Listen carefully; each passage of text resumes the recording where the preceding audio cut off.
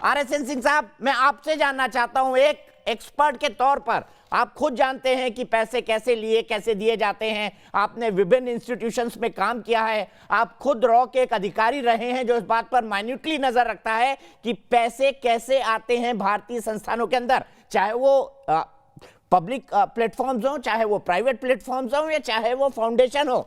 ये मैं रसीद दिखा रहा हूं मुकेश नायक जी, ये रसीद कहती है, मैं आपके पास आऊंगा इसके साथ, Rajiv Gandhi foundation annual report 2005-6 page number 109, ये लिखा हुआ है people republic of China, donation लिया गया है पीपल्स रिपब्लिक ऑफ चाइना। ये अगर आप चाहें मैं अभी व्हाट्सएप पे फोटो लेके आपको इसको आगे भेज सकता हूं। सिंह साहब आपका व्यू, फिर मुकेश नायक जी के पास जाऊंगा।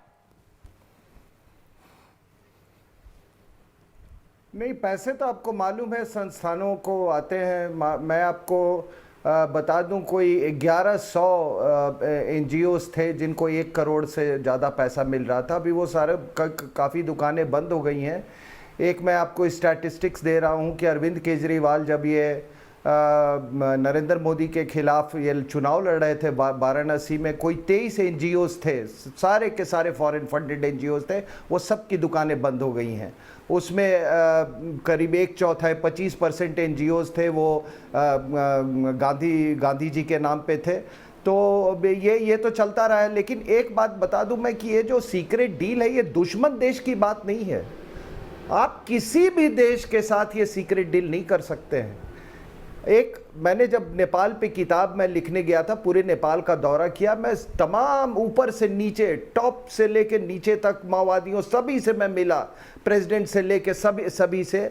और मैं जब आया यहाँ पे हिंदुस्तान में, तो पहला काम मैंने किया कि मैंने एक अपॉइंटमेंट ली मिनिस्ट्री ऑफ एक्सटर्नल अफेयर्स में, और जो जॉइंट सेक्रेटरी जो है नेपाल को, उनको मैंने ब्रीफ किया कि भाई देखिए ऐसे मैं गया था, इस हैसियत से मैं गया था और ये मेरी बात हुई है। तो उनको मैंने पूरी ब्रीफिंग दी, क्योंकि मैं समझता हूं कि जो भी, मैं पहले इस देश का नागरिक हूं। तो अगर मान लीजिए कि ये दुश्मन देश की बात नहीं है, आप एंटाइटल्ड नहीं है। अगर कोई स्टेट भी है, मान लीजिए उत्तर प्रदेश भी MOU साइन करता है चाइना से, तो बिना सेंट्रल गवर्नमेंट के परमिशन के वो नहीं कर सकता है।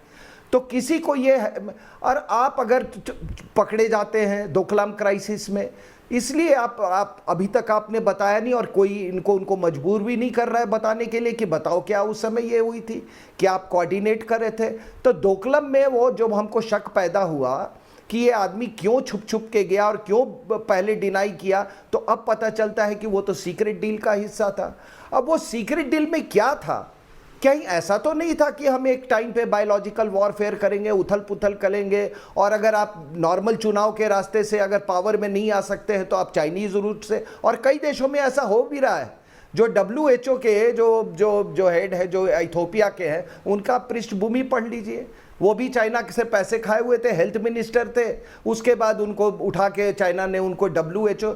और देखिए सोवियत यूनियन और चाइना में यही फ़र्क है, सोवियत यूनियन के पास हार्ड पावर था, इतना पैसा नहीं था।